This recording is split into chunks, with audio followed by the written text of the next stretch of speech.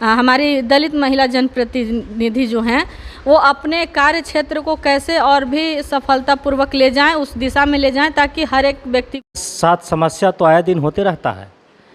किसी के साथ लड़ाई झगड़ा, किसी के साथ मारपीट, ये मुख्य रूप से कमज़ोर वर्ग के लोगों के साथ ये होता है। में सक्षम हैं, जनता के लिए करना चाहते हैं, शोषित हो रहे हैं, मुखिया हैं लेकिन उनको कोई मान सम्मान ही नहीं है। उनको जितना सम्मान मिलना चाहिए और जितना कद्र मिलना चाहिए कोई दे नहीं रहा है, पैर खींच रहा है, उनके साथ बाधाएं हैं, समस्याएं हैं। तो वैसे जनप्रतिनिधि के लिए हम साथ न्यूज में सुने होंगे परैया प्रखंड के एगो महिला मुखिया बने हैं जो कटलिस काट के माथे पर जा रहे, हम न्यूज पर देखे थे, हम नहीं समझे थे कि वहाँ, लेकिन वहाँ धरातल पर भी एक बार हम गए तो देखे कि पता चला कि 18-20 लाख रुपया खर्च किया गया है चुनाव में। 2 गो भट्ठा मालिक हैं, दोनों भट्ठा मालिक एसी के मैंने अपना उपयोग किए। पंचमुखी न्यूज में आप सबों का स्वागत है।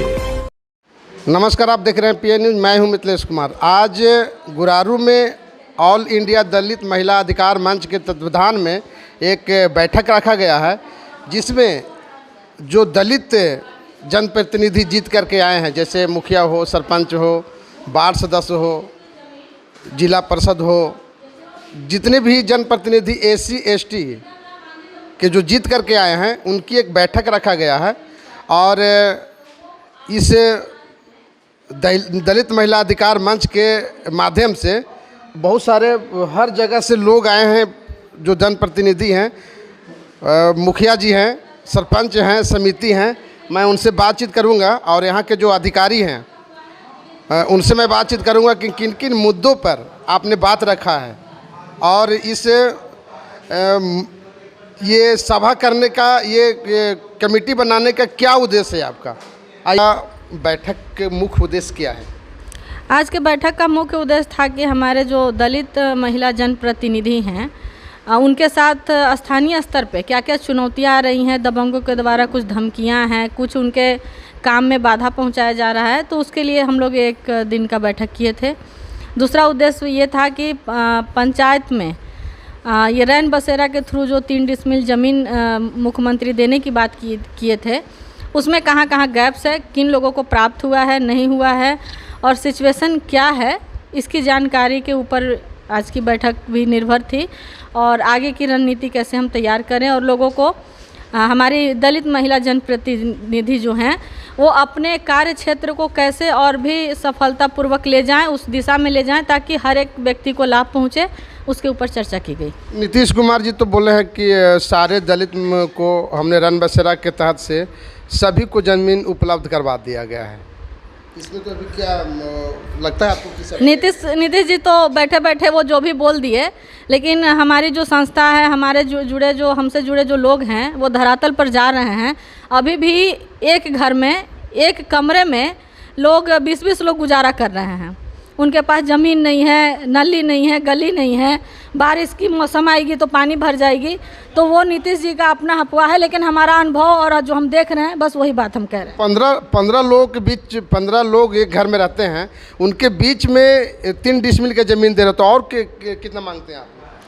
मांगते हैं कि जैसे एक फैमिली है, अब एक घर है, मान लेते हैं एक कमरा है, एक व्यक्ति का 3 बेटा हैं, उसके 3 बहू हो गए, बच्चे हो गए, तो उसका अलग परिवार होना चाहिए ना। एक घर में कैसे गुजारा करेगा 20-20 लोग?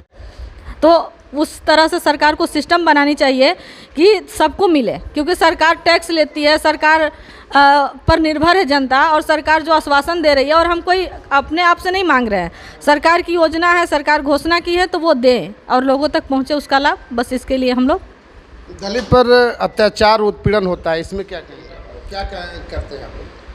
दलित पे जो अत्याचार होता है उसमें तो है कि प्रशासन जो है दलितों पे जो भेदभाव, छुआछूत, छेड़खानी, हत्या जैसे जो मामले आ रहे हैं, उसमें हम लोगों का प्रयास रहता है कि दलितों को न्याय के लिए उसका केस रजिस्टर्ड होनी चाहिए।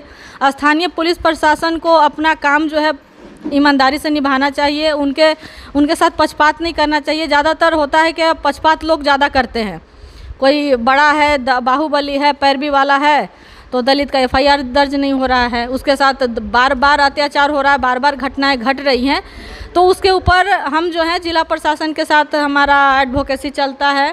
उनको आवेदन के मार्फत बताया जाता है कि इनके साथ सही कार्रवाई हो, नहीं होता है तो हम लोग स्टेट लेवल पर भी कार्रवाई करते हैं। राष्ट्रीय नेशनल कमीशन है, शेड्यूल कास्ट कमीशन, उसमें आवेदन जाती है, डीजीपी कमज़ोर वर्ग के यहाँ जाती है। तो ऐसे करके न्याय तक एक पहुँचाने का एक पहल हमारा चलते रहता है। आपकी संस्था के ओर से अभी तक कितना लोग को न्याय मिला? हमारे संस्था की ओर से यदि देखा जाए तो न्याय में बहुत गिने चुने लोग हैं, 2-4 लोगों को न्याय मिला है। उसका भी एक रीज़न है कि यदि कोई दलित महिला या दलित समुदाय के व्यक्ति के साथ घटना घटती है तो एफआईआर होता ही नहीं है, या तो एफआईआर दर्ज करने में प्रशासन 8 दिन, 12 दिन, 15 दिन लगाता है। उसके बाद स्थानीय लोगों को द्वारा केस कंप्रोमाइज़ करवा दिया जाता है। पहला रीज़न ये है। दूसरा रीज़न है कि 60 दिन में केस में चार्जशीट सबमिट करना है। 3-3 साल, 5-5 साल तक वो चार्जशीट सबमिट नहीं हो रहा है। और कोर्ट का जो प्रोसेस है, जब से कोविड आया था, कोविड के दौरान कोर्ट पेंडिंग है, ऑनलाइन बहस चल रहा है। तो वैसे अभी देखा जाए तो इधर कोई भी न्याय नहीं मिल पाया है और जजमेंट नहीं मिल पाया है। प्रशासन का जो रवैया है वो सही नहीं है। आरोपी है तो खुला घूम रहा है और गिरफ्तारी है वो भी नहीं है। मतलब प्रशासन जो है सरकार में, इस सरकार में फ्लॉप है।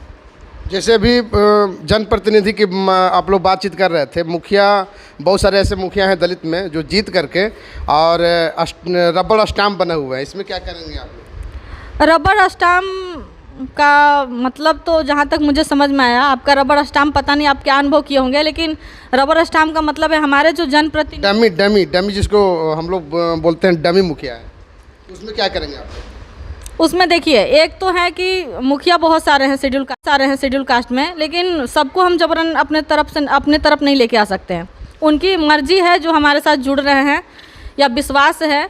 और देखा जाए तो हमारे जनप्रतिनिधि जो हैं शेड्यूल कास्ट में, वो बहुत सारे रिमोट कंट्रोल के तरह चल रहे हैं, दूसरे के कंट्रोल पे चल रहे हैं।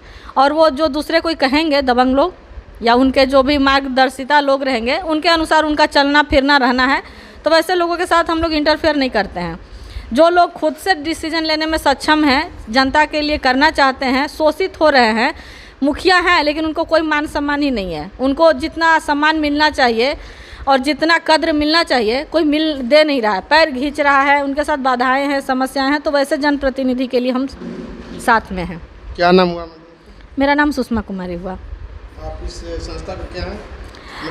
मैं ऑल इंडिया दलित महिला अधिकार मंच की स्टेट कोऑर्डिनेटर हूं और बिहार राज्य में करीबन 15 साल से मैं काम कर रही हूं इस सारे मुद्दे पे। ये जो बैठक था सर, ऑल इंडिया दलित महिला अधिकार मंच के तहत से, जो सारे यहाँ पर एसी समाज के, एसटी समाज के लोगों को, जनप्रतिनिधियों को बुलाया गया था, इसमें क्या क्या किस किस बिंदु पर बातचीत हुई?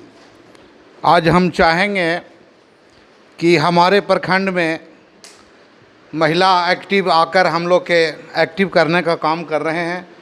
ये हम तहे दिल से हार्दिक बधाई देना चाहता हूँ। और हम लोग सभी को, दलित को उत्साहित के रूप में यह सम्मानित करने आए हैं कि आपका अधिकार क्या है, लड़ाई क्या है, लड़ना कहाँ है, यही सभी बात हम लोग के बीच में रखे और समस्या पर, हर बिंदु पर हम लोग के सुलझाने का काम किए और आगे कदम से कदम मिलाकर चलने की बात बताई गई है। इससे हम लोग माने संतुष्ट हैं।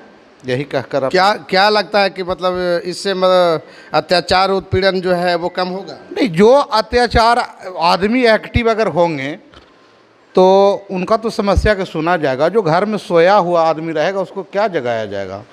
न्यूज़ में सुने होंगे, परैया प्रखंड के एगो महिला मुखिया बने हैं जो कटलिस काट के माथे पर जा रहे हैं। हम न्यूज़ पर देखे थे, हम नहीं समझे थे कि वहाँ, लेकिन वहाँ धरातल पर भी एक बार हम गए तो देखे कि पता चला कि 18-20 लाख रुपया खर्च किया गया है इस चुनाव में। 2 गो भट्ठा मालिक हैं, दोनों भट्ठा मालिक एसी के मैंने अपना उपयोग करके अपना काम चलाए।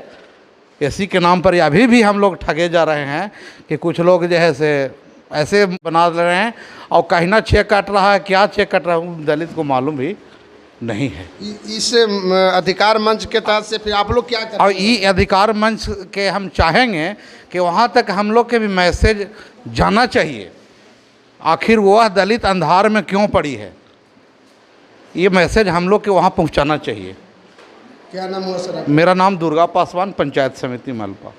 जो बैठक है, जो महिला उत्थान केंद्र की तरफ से हम लोगों को जागरूक किया जा रहा है, जो महिला प्रतिनिधि जो जीत के आए हैं, जो सब महादलित लोग हैं, दलित लोग हैं, उनके साथ समस्या तो आए दिन होते रहता है। किसी के साथ लड़ाई झगड़ा, किसी के साथ मारपीट, ये मुख्य रूप से कमज़ोर वर्ग के लोगों के साथ ये होता है। तो इसी सब के चीज़ को लेकर, इसे यही समस्या को लेकर आज ये यहाँ पे एक बैठक रखा गया, जिसके लिए सभी लोगों को जागरूक किया गया। और इसमें जो प्रतिनिधि हैं अभी वर्तमान में मुख्य रूप से जिनके साथ ये समस्या आ रहा है, उनको इसमें मुख्य रूप से इंटरेस्ट लेना चाहिए, भागीदारी होना चाहिए कि अभी जो हो रहा है वो फ्यूचर में, भविष्य में इस तरह का घटना परिघटना नहीं हो। क्या लगता है कि मतलब इसका अधिकार मंच के तहत से आप लोग को जो भी मतलब उत्पीड़न होता है, अत्याचार होता है, वो कम होगा? बिल्कुल कम होगा। जब हम जागरूक होंगे, अधिकार मंच जब हमको सपोर्ट करेगी, प्रोटेक्शन करेंगे लोग, तो हम भी इसमें इच्छा शक्ति अगर अपना जाहिर करेंगे तो ये सच बात है कि अगर हम जुल्म नहीं सहेंगे तो हमको कोई जुल्म नहीं कर सकता हमारे ऊपर।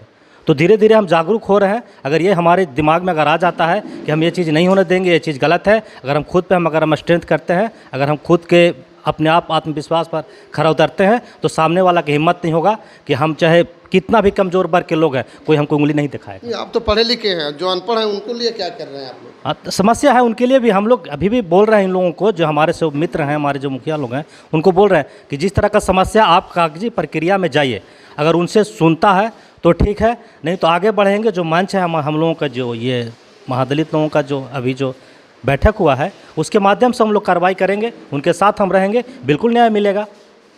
हमको पूरा भरोसा है कि आगे न्याय मिलेगा, आए दिन ऐसा नहीं होगा। क्या नाम हुआ सर? जी, मेरा सोविंद कुमार सुमन, ग्राम पंचायत नदौरा, प्रखंड गुरुआ गया।